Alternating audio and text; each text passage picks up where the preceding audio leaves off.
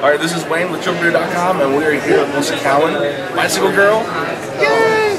So, holy crap, you're probably right now one of the most iconic zombies in the last like 10 years, easily. Awesome. Yeah, so how did you fall into that? Like, what was the audition process like to get something like that?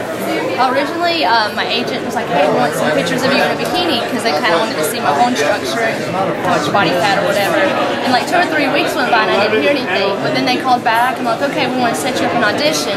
I still didn't know nothing about the show. I had looked on Google and kind of was guessing it could be The Walking Dead, but didn't know for sure. And I didn't know I was interviewing with Frank Darabont. So I get in Atlanta, I go on sit there and wait, and I go on my audition, and Frank Darabont was right there, and I was like, mouth dropped, because I knew who he was. Yeah. But we sat there for like 2 hours. The first hour we talked and read some lines. Didn't really do any zombie walk or anything like that, which is what you would think would happen. And then we sat there and talked about the traveling and different stuff that we would be doing. About going to LA for the body cast, and then we filmed 3 months later. So it was just a pretty interesting audition process. I think they mainly just wanted to look at me physically and make sure I could crawl or have that, because some people just can't express themselves without words. So you need a certain level of body language and movement and speak with your eyes. And so with him talking to me like that, he could kind of tell if I was able to portray that. So, what was it like going to really see Frank Darabont sitting there? It was awesome. I wasn't expecting it, and I've always been very fond of him. So it's probably the only time that I've been like starstruck, because I work with a lot of different celebrities and it never bothers me. But he's a legend. Oh, yeah. Like, he's never done anything bad. So to like even get that opportunity to speak to him, one-on-one, She touched me. like, you know, a little bit nervous. Yeah, so now I have so many questions I want to ask you about this, but I'm going to try to keep it to the really good ones here. Now when it comes to the makeup process, like how long did you have to sit in the chair to have that kind of a transformation? Well, before we did all the makeup, went to LA and they did a full body cast, and they spent hours and countless time, blood, sweat, and tears making the mask. But when we actually applied the makeup, That's right. when they actually applied the makeup, it was like a 4.5-hour process, and then it took 2.5 hours to take it off. So, and then we filmed for 12, 14 hours, so it was a pretty long day. Wow. Excuse me. Now, when it comes to the way that they shot that, how do they do that effect? Like, were you buried in the ground? No, or a lot of people think that they were actually originally talking about doing something with a box with a hole, and there was different ideas of how we were going to do it.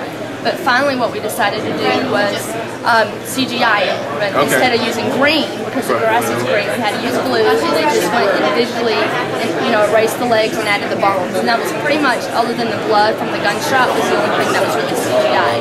Everything else was true special effects makeup. It kind of shows you what type of job these guys did. Like, they deserve the Emmy that they won for the you know, makeup on The Walking Dead. These guys are geniuses. Oh yeah, absolutely.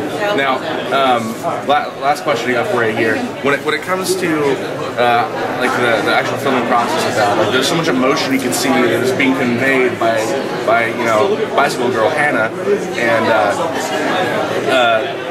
how many takes do you guys have to do to get that right? Well, actually, compared to some of the other shows I've done, we didn't do that many, but you have to open your eyes at a certain point and open your mouth and kind of twist it. But I think the longer process is we just switch the camera angles. Like, they do a close-up, a couple of takes, and then they move the camera angle back to the left. So maybe each different one, 7 or 8, 9 takes each.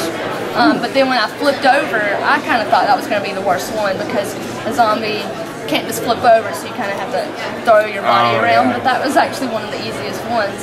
And I guess that's what, you know, they were looking for during the audition process, someone that could speak with their body and kind of relax and just let themselves go. Well, thank you for giving us some time. I mean, you're very sought after here at this convention, because, I mean, like I said, you're one of the most iconic zombies that's out there right now. And hopefully maybe we'll get to spot you some more. That was, yeah, 4 or 5 zombies in the first season. And then also the second season, I'm looking forward to going back. Nothing's for sure yet, but hopefully later in the season we might be able to see me again as different zombies. Oh, they so just check out my Facebook fan page and you can keep up with me. Okay, what is your Facebook fan page? You do facebook.com/bicycle.girl. Oh, okay, cool. Pretty easy. Of course, you know, I actually tried to get that myself, but she got it first, obviously. So. I win. All right, well, thank you very much, Melissa. And this is Wayne with ZomBcon. Bye. TripleBeer.com!